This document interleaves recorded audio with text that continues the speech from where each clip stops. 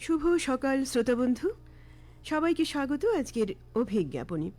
আজ আপনাদের সঙ্গে রয়েছে আমি সাথী এবং আমার সঙ্গে রয়েছে আমি কোয়েল। শ্রোতাবন্ধু, আজকের দিনটি চিকিৎসা ক্ষেত্রে একটি উল্লেখযোগ্য দিন এবং পুরো মানবজাতির জন্য একটি স্মরণীয় দিন, কেননা আজ বিশ্ব হোমিওপ্যাথি দিবস। Doctor Christian Friedrich Samuel Hahnemann, আমরা সবাই তার নাম জানি। আধুনিক হোমিওপ্যাথি চিকিৎসা পদ্ধতির জনক ও প্রতিষ্ঠাতা তিনি। 1755 সালের 10 এপ্রিল আজকেরই দিনে তাঁর জন্ম হয় জার্মানিতে। আর ডক্টর হ্যানিম্যানের জন্মদিনে তাঁর প্রতি সম্মান জানিয়ে প্রতি বছর বিশ্বজুড়ে আজকের দিনে পালিত হয় বিশ্ব হোমিওপ্যাথি দিবস। চিকিৎসা ক্ষেত্রে হোমিওপ্যাথির অবদান সম্পর্কে সচেতনতা বৃদ্ধি করা এবং এর সুফলগুলি সাধারণ মানুষের কাছে পৌঁছে দেওয়াই এর উদ্দেশ্য। হোমিওপ্যাথি হলো একটি প্রাকৃতিক এবং পার্শ্ব প্রতিক্রিয়াহীন চিকিৎসা পদ্ধতি, যা বর্তমানে বিশ্বে অত্যন্ত জনপ্রিয়। বিশেষ করে দীর্ঘমেয়াদী রোগের ক্ষেত্রে এই পদ্ধতির বিশেষ কার্যকারিতা রয়েছে। ভারতসহ বিশ্বের বিভিন্ন দেশে সেমিনার, স্বাস্থ্য শিবির এবং আলোচনার মাধ্যমে এই দিনটি উদযাপন করা হয়, যাতে সাধারণ মানুষ সঠিক চিকিৎসা পদ্ধতি বেছে নিতে অনুপ্রাণিত হয়। তাই বিশ্বজুড়ে বিকল্প চিকিৎসা পদ্ধতি হিসেবে হোমিওপ্যাথির প্রচার এবং গবেষণাকে উৎসাহিত করতে আজকের এই দিনটি বিশেষ ভূমিকা পালন করে। মানব কল্যাণে ডক্টর স্যামুয়েল হ্যানিম্যানের এই অভাবনীয় আবিষ্কারের জন্য তাঁর প্রতি রইল আমাদের শ্রদ্ধা ও কৃতজ্ঞতা।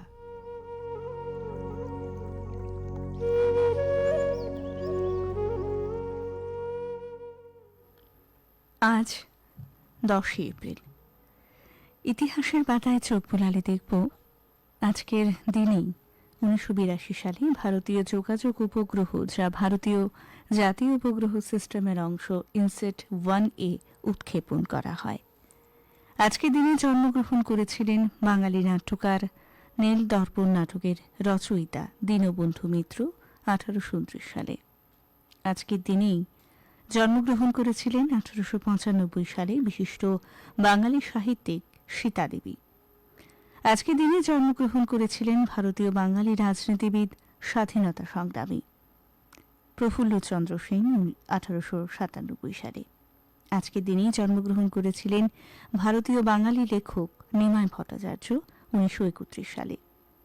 আজকের দিনেই জন্মগ্রহণ করেছিলেন ভারতীয় শাস্ত্রীয় সঙ্গীতের খেয়াল, ঠুমরি, ভজন ইত্যাদির কণ্ঠসঙ্গীত শিল্পী কিশোরী আমনকর 1932 সালে। পাশাপাশি আমরা হারিয়েছিলাম আজকের দিনেই জনপ্রিয় বাঙালি ঔপন্যাসিক এবং ছোট গল্পকার সুমোদনাথ ঘোষকে 1984 সালে। আজকের দিনে আমরা হারিয়েছিলাম সমাজকর্মী বিনোদ বিহারী চৌধুরীকে 2013 সালে।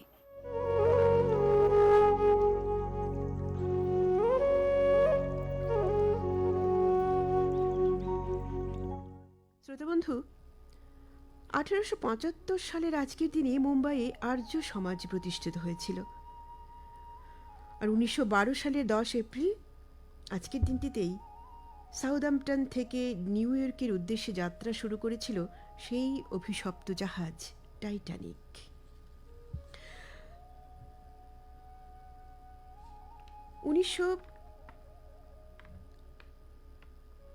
হাঙ্গেরির বংশোদ্ভূত খ্যাতনামা আমেরিকান সাংবাদিক ছিলেন জোসেফ পুলিৎজার। 1847 সালের 10 এপ্রিল আজকের দিনে তাঁর জন্ম হয়। অষ্টাদশ শতকের শেষার্ধ থেকে ঊনবিংশ শতকের সূচনা লগ্ন পর্যন্ত তিনি ছিলেন একাধারে সফলতম লেখক ও সংবাদপত্র প্রকাশক। সাংবাদিকতা, আলোকচিত্রকলার পাশাপাশি নাটক, কবিতা, সঙ্গীতের মতো 21টি বিভাগে তাঁর সম্মানার্থে প্রদান করা হয় পুলিৎজার পুরস্কার। আর 1901 সালের আজকের দিনে জন্মেছিলেন প্রখ্যাত সাহিত্য সমালোচক, শিক্ষাবিদ ও কবি অমিয়চন্দ্র চক্রবর্তী। রবীন্দ্রনাথ ঠাকুরের ঘনিষ্ঠ সহযোগী ছিলেন তিনি ও তার বেশ কয়েকটি বইও সম্পাদনা করেন তিনি। তো এই ছিল আজকের দিনে ঘটে যাওয়া কিছু স্মরণীয় ঘটনা।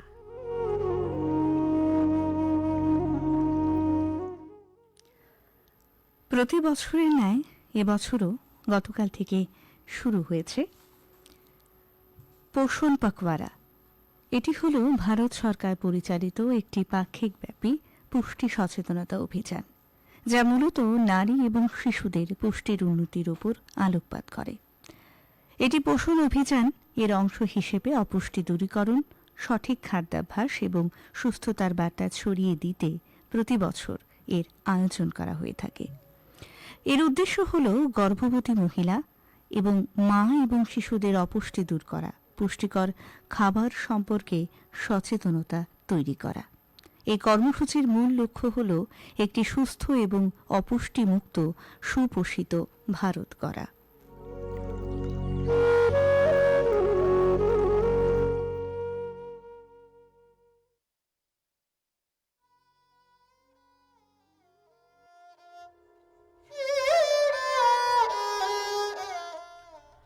শ্রোতাবন্ধু, এবারে তাহলে চলে যাই লিখছি তোমায় পর্বে। আর এই পর্বে প্রথম যে চিঠিখানি পড়ব সেটি লিখেছেন দেবাশিস বন্দ্যোপাধ্যায়, পূর্ব বর্ধমান থেকে। তিনি লিখেছেন, প্রিয় স্মৃতিমেদুর অভিজ্ঞাপন। পলাশ ঝরা কোনো এক কালবৈশাখীর বিকেলে ধুলি ঝরে সন্ধ্যা নামে। রাত্রির ওপারে নতুন বছর। স্রোতের উজান বেয়ে জীবন একটিবার গিয়ে দাঁড়ায় ফেলে আসা পথের প্রান্তে। শৈশব কৈশোরের সে বৈশাখ যেন বিস্মরণ। নববর্ষের সকালে বাবার সঙ্গে গঙ্গা স্নান সেরে নতুন জামাকাপড় পরে নতুন খাতার পর্ব। মুদির দোকান, কাপড়ের দোকান ঘুরে সুবলবাবুর ডাক্তারখানা। কে কটা লাড্ডু দিয়েছে, কাপড়ের দোকানে নিমকি দিয়েছে, ডাক্তারখানায় কি শুধু মিহিদানা? আর 5 টাকার বেশি দিলে একটা পান্তুয়া পাওয়া যেত। কিন্তু বাবার তা সাধ্যে কুলোয়নি। নতুন খাতার চিঠিগুলি ঘূর্ণি বানিয়ে খেলে বেড়ানো। কালবৈশাখীর বিকেলে মার চোখ এড়িয়ে আম কুড়াতে যাওয়া।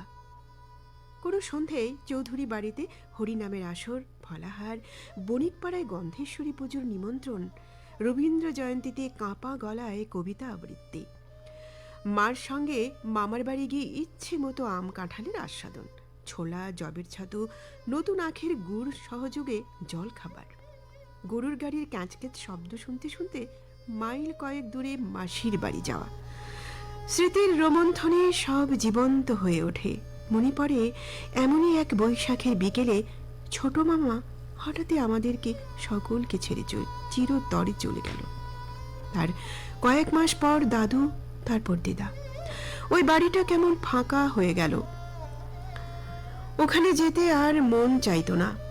সেদিনের সেই শৈশব, তারুণ্যের পথ বেয়ে জীবন আজ প্রৌঢ়ত্বের দ্বার প্রান্তে। আজও তেমনি চড়কের ঢাকের বাদ্যে ম্লান হতে বছর ফুরিয়ে আসে। গন্ধরাজের সৌরভে আসে নববর্ষের ভোর। আত্মজ পরিজনের সঙ্গে সেই বৈশাখ নব নব রূপে ধরা দেয় প্রতিবার। ধন্যবাদ সহ সমাগত বৈশাখের শুভেচ্ছায় দেবাশিস বন্দ্যোপাধ্যায়, সাঁচিবাড়ি, জ্ঞানদাস কান্দ্রা, জেলা পূর্ব বর্ধমান।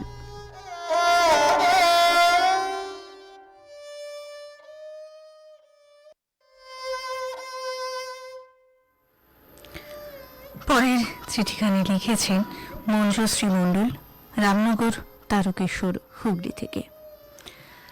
লিখছেন, প্রিয় অভিজ্ঞাপন, তোমার প্রতি রইল আমার অসীম শ্রদ্ধা। পুরনো স্মৃতি রোমন্থনের সুযোগ দেওয়ার জন্য তোমাকে অনেক অনেক ধন্যবাদ। অতীতের বৈশাখের কথা মনে করতে গিয়ে মনে পড়ল, অতীতের বৈশাখ মাসে ঋতুর সঠিক বৈচিত্র্য চোখে পড়ত ভালোভাবে। তখন গাছগাছালিতে বেশ ভরা থাকত বলে এখনের মতো চরম গরম অনুভূত হতো না। বাড়িতে বিদ্যুৎ না থাকায় গাছতলায় গাছের হাওয়াতেই বেশ কাটত দিনগুলো। কখনো তালপাতার পাখা নেড়ে শরীর জুড়ত। কালবৈশাখীর ঝড়ে কত গাছপালা ডাল ভেঙে পড়ত, যা আমাদের কুড়িয়ে কাঠের জোগান হতো। ঝরে পড়া আম দিয়ে আমের আচার, ছেঁচকি, কাসুন্দি কত কিছু বানাতেন আমার মা। পাকা তেঁতুল কুড়িয়ে ছাড়ানো হতো। মা বুটি করে বীজগুলো বের করতেন। বৈশাখ মাসে পুকুরের জল কমে গেলে পুকুর কাটানো হতো। নারকেল গাছের ডাব পেরে নিয়ে পাতাগুলো গাছ থেকে ছাঁটা হলে নারকেল পাতা দিয়ে চশমা, ঘড়ি, ক্যামেরা বানিয়ে খেলতাম। তখন গাড়ি সাইকেলের এত চল ছিল না। মানুষ ছাতা মাথায় হেঁটে চলত দুপুরের রোদে অন্যত্র।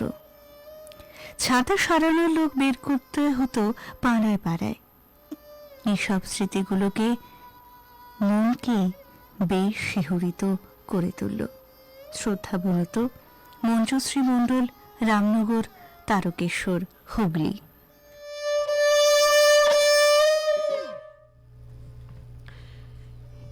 এবারে চিঠিটি লিখেছেন অঞ্জলি ভট্টাচার্য, বরানগর, কলকাতা থেকে।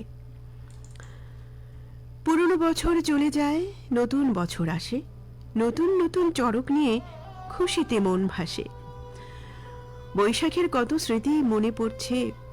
হালখাতাতে দোকানে যেতাম আমরা বাবার সনে, সবার সাথে মন্দিরে যেতাম নতুন জামা পরে, মায়ের পায়ে অঞ্জলি দিতাম আমরা দুহাত ভরে। রান্নাঘরে কত খাবার গন্ধে ছড়াছড়ি, পয়লা বৈশাখে খাওয়া দাওয়া মুড়িঘণ্ট, মালাইকারি, কাতলা মাছের কালিয়া, পটলের দোলমা চেটে পুটে খেতাম সবাই, আনন্দের নেই সীমা। কবিগুরুর জন্মদিন 25শে বৈশাখ, কবিকে স্মরণ করে বাজাতাম শাঁখ। হঠাৎ করে কালো মেঘে কাল বৈশাখের ঝড়, ঝড়ের দাপটে পৃথিবী কাঁপত থর থর। ঝড়ের শেষে আম কুড়োতে যেতাম বাগানে, আম জাম লিচু খেতাম আমরা ভাই বোনে। বৈশাখের স্মৃতি জাগিয়ে নতুন বছরের আশা, সবার কাছে পাই যেন গো একটু ভালোবাসা। নববর্ষের আগাম শুভেচ্ছা সহ অঞ্জলি ভট্টাচার্য, কালীনাথ মুন্সী লেন, বরানগর, কলকাতা।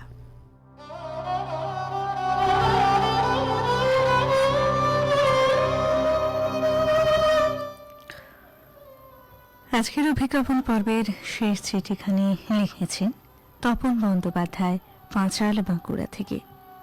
লিখছেন, প্রিয় সাথী, প্রারম্ভে জানাই বাংলা নববর্ষের শুভেচ্ছা।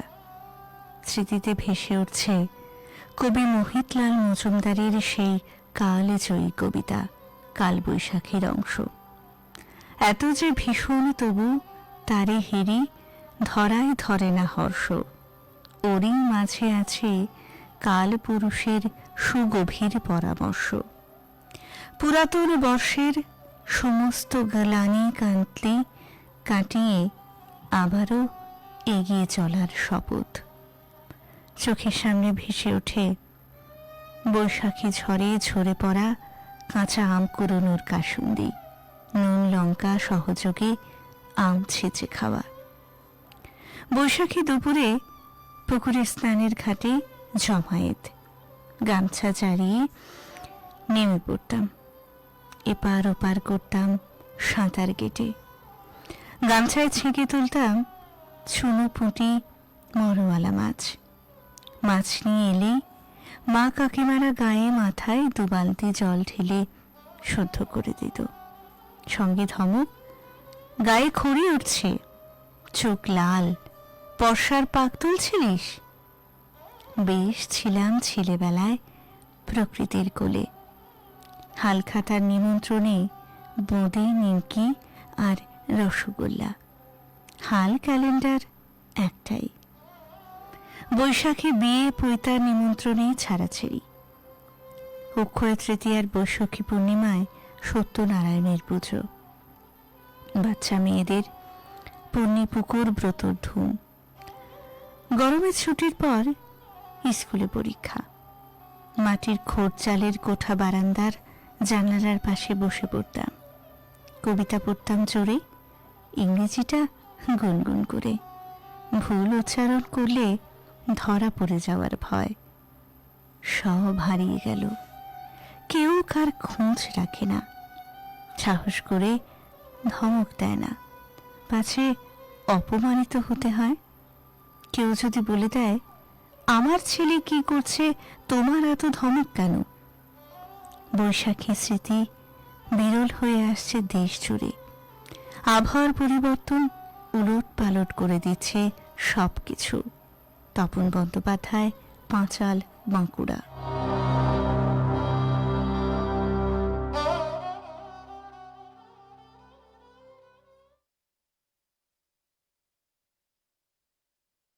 শ্রোতাবন্ধু, আপনাদের আবারও মনে করিয়ে দেই, অভিজ্ঞাপন অনুষ্ঠানের লিখছি তোমায় পর্বের এপ্রিল মাসের প্রথম বিষয় বৈশাখের স্মৃতি, আর দ্বিতীয় বিষয় সম্পর্ক সংকট। আর চিঠি কিন্তু সরাসরি আমাদের দপ্তরে পাঠাতে পারেন বা মেইল করে পাঠাতে পারেন। আমাদের মেইল আইডি radioagartala@gmail.com। চিঠির শব্দ সংখ্যা কিন্তু 200 থেকে 250-এর মধ্যে রাখবেন, আর চিঠি হোয়াটসঅ্যাপের মাধ্যমে পাঠাবেন না। তো এখানেই শেষ করছি লিখছি তোমায় পর্ব। চলে যাচ্ছি পরবর্তী পর্বে। এক হারিয়ে যাওয়া বন্ধুর সাথে সকালে বিকেলে বেলা কত পুরনো নতুন পরিচিত গান গাইতাম খুলে গলা, কত এলোমেলো পথ হেঁটেছি দুজন, হাতে ছিল না তো হাতে, ছিল যে যার জীবনে দুটো মন, ছিল জড়াজড়ি একসাথে, কত ঝগড়া বিবাদ সুখের স্মৃতিতে ভরে আছে শৈশব, তোকে স্মৃতিতে স্মৃতিতে এখনো তো ভালোবাসছি অসম্ভব, কেন বাড়লে বয়স ছোট্টবেলার বন্ধু হারিয়ে যায়, কেন বাড়লে বয়স ছোট্টবেলার বন্ধু হারিয়ে যায়, কেন হারাচ্ছে সব হারাচ্ছে ভিড় হারানোর তালিকায়।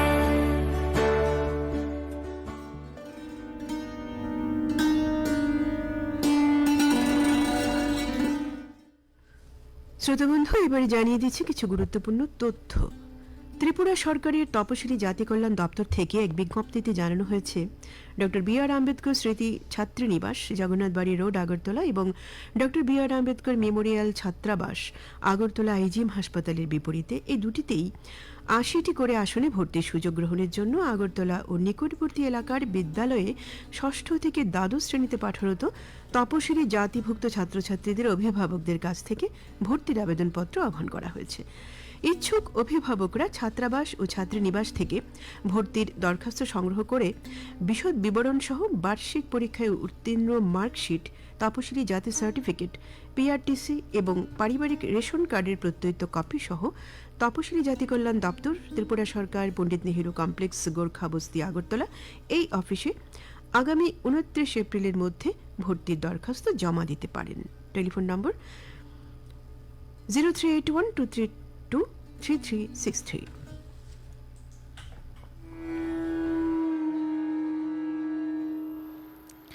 জানিয়ে দিচ্ছে আরও একটি তথ্য। 3 দিন ব্যাপী কুড়িপুকুর মিলন মেলা আগামী 15 এপ্রিল থেকে শুরু হবে। মেলা চলবে 17 এপ্রিল পর্যন্ত।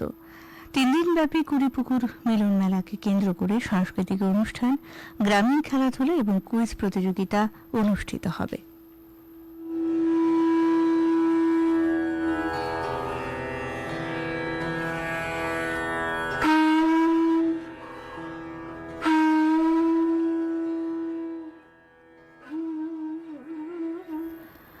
জানিয়ে দিচ্ছে আরও একটি তথ্য।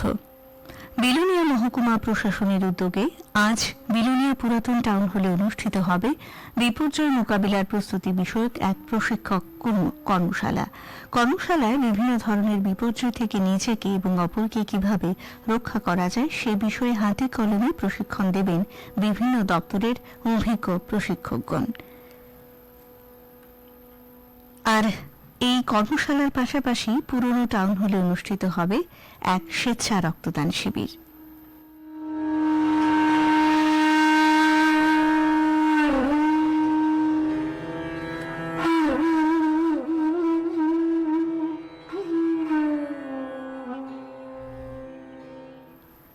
এবারে জানিয়ে দিচ্ছি স্বাস্থ্যের টুকিটাকি।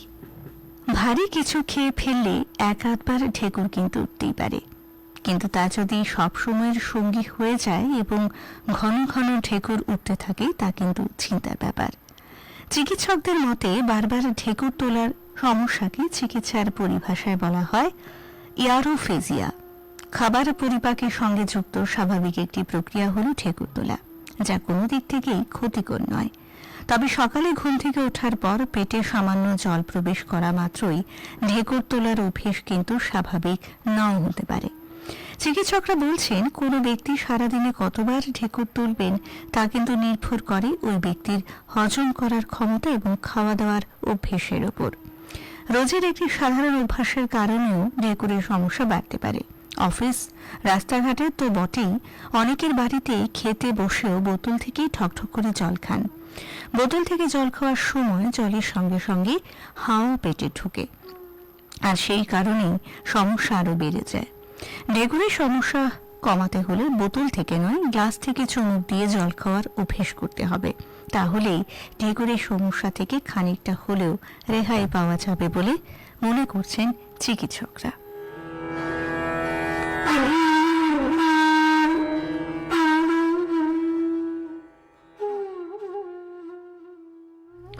শ্রোতা বন্ধু, এবারে কর্মপ্রার্থী বন্ধুদের জন্য জানিয়ে দিচ্ছি কাজের খবর।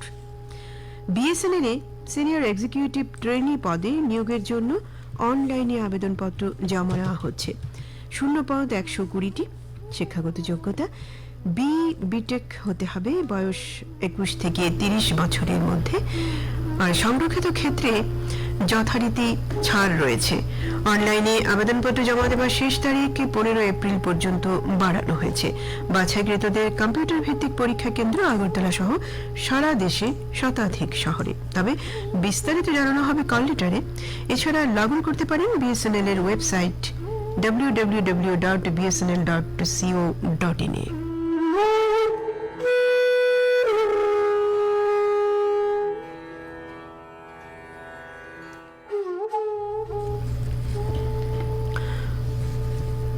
শ্রোতা বন্ধু, এবারে জানিয়ে দিচ্ছি আবহাওয়ার খবর।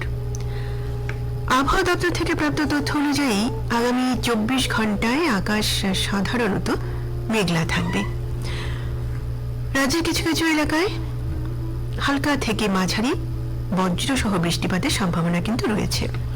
আর দিনের সর্বোচ্চ এবং সর্বনিম্ন তাপমাত্রা থাকতে পারে যথাক্রমে 31 ডিগ্রি সেলসিয়াস এবং 23 ডিগ্রি সেলসিয়াসের আশেপাশে। গতকালের সর্বোচ্চ এবং আজ ভোরের সর্বনিম্ন তাপমাত্রা পরিলক্ষিত হয় যথাক্রমে 26.3 ডিগ্রি সেলসিয়াস এবং 21 ডিগ্রি সেলসিয়াস। বাতাসে আপেক্ষিক আর্দ্রতার পরিমাণ সর্বোচ্চ 100%, সর্বনিম্ন 40%। আজ ভোর 5:30 পর্যন্ত বৃষ্টিপাতের পরিমাণ 0.5 মিলিমিটার। একটি সতর্কবার্তায় বলা হয়েছে রাজ্যের সবকটি জেলার কিছু কিছু অঞ্চলে বজ্র সহ ঝড়ো হওয়া বয়ে যাওয়ার কিন্তু সম্ভাবনা রয়েছে। তো এই ছিল আবহাওয়ার খবর।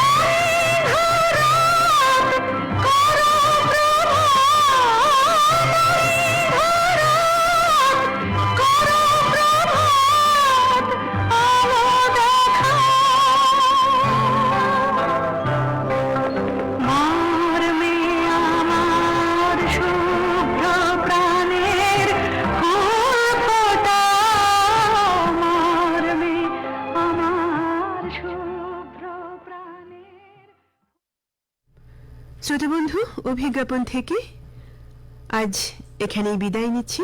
এতক্ষণ আপনাদের সঙ্গে ছিলাম আমি সাথী, এবং আমার সঙ্গে ছিল আমি কোয়েল। সবাই খুব ভালো থাকবেন আর সুন্দর কাটুক আজকের দিনটি, এই শুভ কামনায় আজকে এখানেই বিদায় নিচ্ছি। নমস্কার।